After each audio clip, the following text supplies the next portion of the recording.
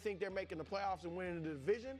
But if they lose to Buffalo, they could start 1-5. 1-3 is on the board. Well, but 1-3 is definitely on the board. Yes. They probably would split with Detroit and Kansas City, I think. That Browns game becomes must-win. Yeah. You like one. But that, I mean, you say that, but that's but hold on. 0-4, so then that's really throw that back up if we could, Christina, please. So two things. One is I shouldn't have said they could start 1-5. My point is, but those you have four consecutive tough games against playoff teams. Definitely. Last year we did the exact same thing, KW.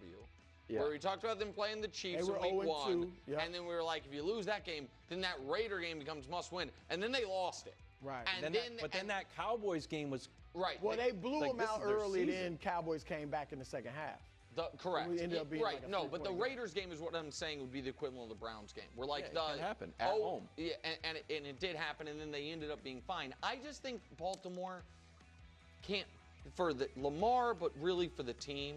This game, to me, has so much more importance for them because you don't want to feel like, geez, man, we're reliving last year where we lose a heartbreaker in the playoffs to one of the other cream of the crop AFC teams. We then play them in week 1 and we lose. Like, if that's how this year's, the NFL did them no favors by, in back-to-back years, having them play the team that beat them in the postseason the previous year in that team's building. So I know a win is a win.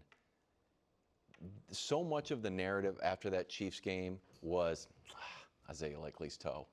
Like, we're right there with this dynasty in their building. No, and Isaiah Likely said that's the worst we'll ever play all year. Yeah. I hope you don't see us again.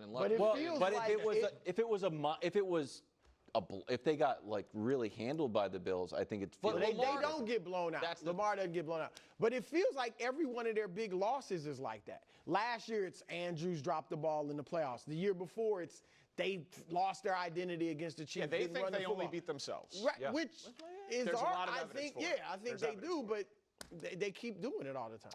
We're going to head up to Green Bay. New footage of Micah Parsons again. Back looks fine there. I'm not a back doctor. There's no way. That was just them putting it out there to say, yeah, he was really hurt. Jordan Love can visualize Micah's introduction at Lambeau. Take a listen. I got to do defense. Micah last, you know what I mean? The crowd's going to go crazy. I already see it. Defense go out there first, get a 3 and out, you know. Micah get a sack on 3rd down. I already see it. Okay. Danny, are you buying that Micah can make an immediate impact? Sure, but I actually wouldn't bet on it. I don't think it's a good matchup for him week 1.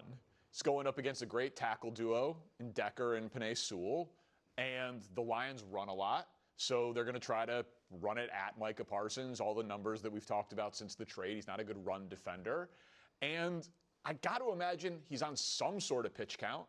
Like, if he's on a pitch count and he's having an epidural in his back and he's going up against a run-first team with great tackles, it's probably the worst Micah Parsons will be all year for Green Bay. I don't think it's a good spot for him week 1. Yeah, I think he'll have at least a sack and maybe 2 and make a big, big play. Because you're right about the tackles, but Micah Parsons line up anywhere on that line. And sometimes he's standing up and walking around